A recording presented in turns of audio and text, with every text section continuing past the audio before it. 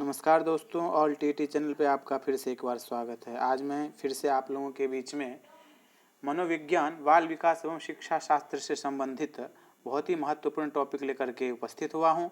यहाँ से कई बार प्रश्न आया है और आगे भी आएगा, तो इसे आप लोग ध्यानपूर्वक देखेंगे।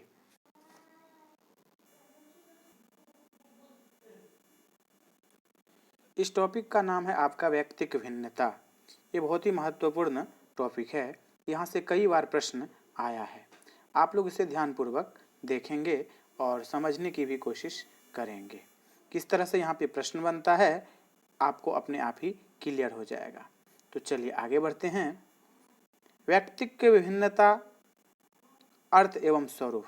व्यक्तिक भिन्नता का अर्थ एवं स्वरूप के बारे में पहले हम देखते हैं।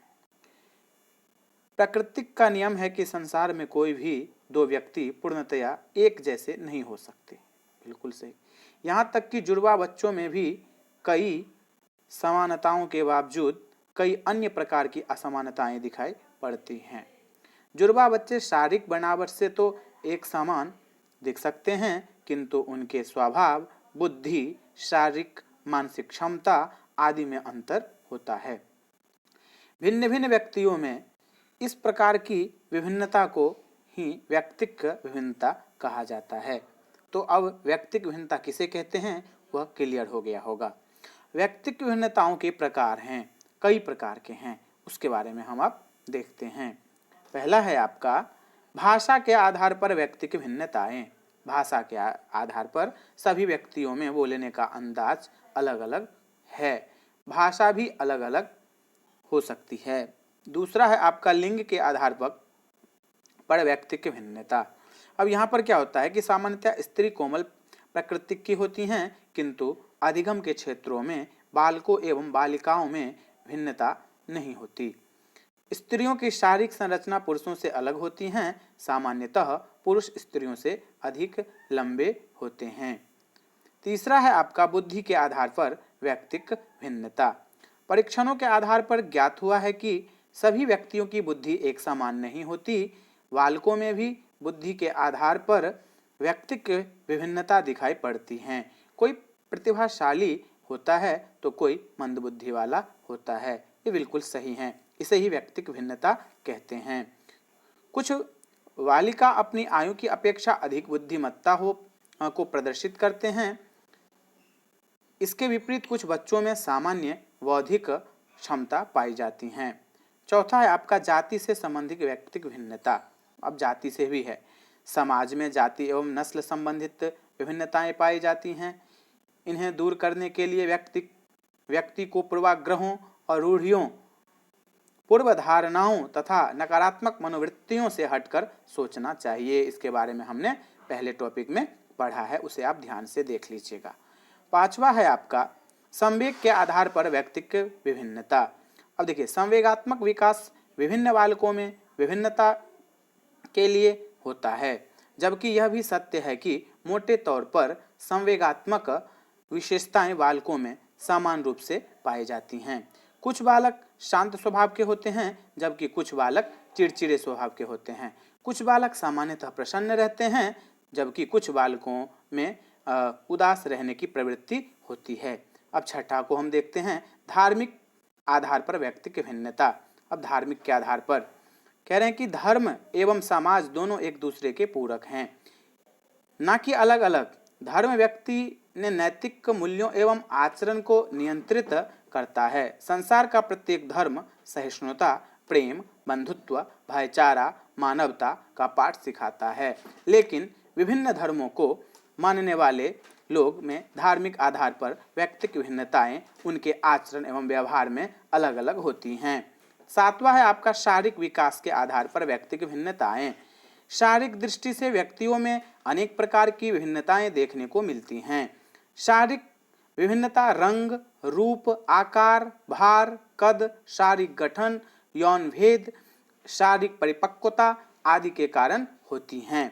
आठवां है आपका व्यक्तित्व के आधार पर विभिन्नता। प्रत्येक व्यक्ति में व्यक्तित्व के आधार पर व्यक्तिक विभिन्नता देखने को मिलती हैं। कुछ बालक अंतर्मुखी स्वभाव के होते हैं, तो कुछ बहिर्मुखी स्वभाव के होते हैं। ये आपका व्यक्तित्व के ऊपर में जो विभिन्नता है उसको दर्शा रहा है। एक व्यक्ति दूसरे व्यक्ति से मिलने पर उसकी योग्यता से प्रभावित हो या ना हो, परंतु उसके व्यक्तित्व से प्रभावित हुए बिना नहीं रह सकता। बिल्कुल सही है। अगला है आपका, जैसे कि टायलर के अनुसार, इन्होंने क्या कहा है, टायलर के अनुसार संभवतः व्यक्ति जो है वो योग्यता की विभिन्नताओं के बजाय व्यक्तित्व की विभिन्नताओं से अधिक प्रभावित होता है। अगला है आपका व्यक्तित्व की भिन्नता के कारण और व्यक्तित्व विभिन्नता के कुछ कारण हैं। पहला है आपका वंशानुक्रम। व्यक्तिगत विभिन्नताओं का एक महत्वपूर्ण कारक वंशानुक्रम को माना जाता है और इसके कारण व्यक्ति का मानसिक विकास, बुद्धि, चिंता, दृष्टिकोण, व्यवहार, संकीर्ण सोच एवं शारीरिक विकास, लंबाई, शरीर का रंग में अंतर पाया जाता है। इसे भी नहीं भूलना है। दूसरा है आपका वातावरण या परिवेश। वातावरण के कारकों के द्वारा भी बालकों में अंतर पाया जाता है। कहा जाता है कि जिस प्रकार का पारिवारिक या सामाजिक वातावरण होगा, बालकों के व्यक्तित्व का विकास भी वैसा ही होगा। वातावरण के माध्यम से ही बालकों का सामाजिक, मानसिक, सांस्कृतिक, प्रगतिशील सोच इत्यादि विकसित होता है। वंशानुक्रम एवं वातावरण दोनों व्यक्तित्व विभिन्नताओं को प्रभावित करते हैं। इसे बिल्कुल नहीं भूलना है। तो आज हमने अब आगे एक बार और देखते हैं लैंगिक विभिन्नताएं। ये लैंगिक विभिन्नता क्या है उसके बारे में भी देख लीजिए। इसी के अंदर में है वो लैंगिक विभिन्नताएं। लैंगिक विभिन्नता के कारण भी व्यक्तिगत विभिन्नताएं पाई जाती हैं। लड़कियों का शारीरिक व मानसिक विकास लड़कों की अपेक्षा पहले हो जाता है। ये लैंगिक विभिन्नताएं हैं। आगे है आपका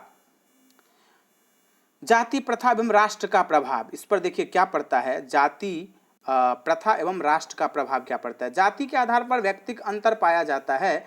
जाति का प्रभाव व्यक्तित्व विकास पर भी पड़ता है। राष्ट्र का भाव भी व्यक्तियों में अलग अलग होता है, जैसे अंग्रेज एवं भारतीयों में अंतर है।